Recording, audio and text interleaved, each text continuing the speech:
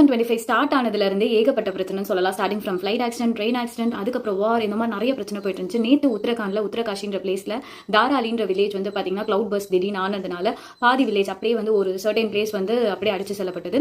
அதுல வந்து பாத்தீங்கன்னா நிறைய பேர் தப்பிக்கலாம் அப்படின்னு சொல்லிட்டு ட்ரை பண்றதுக்குள்ளேயே பாத்தீங்கன்னா ஒரு 30 செகண்ட்ல எல்லாமே வந்து வாஷ் அவுட் ஆகி அப்படியே வந்து கொண்டு போயிடுச்சுன்னு சொல்லலாம்.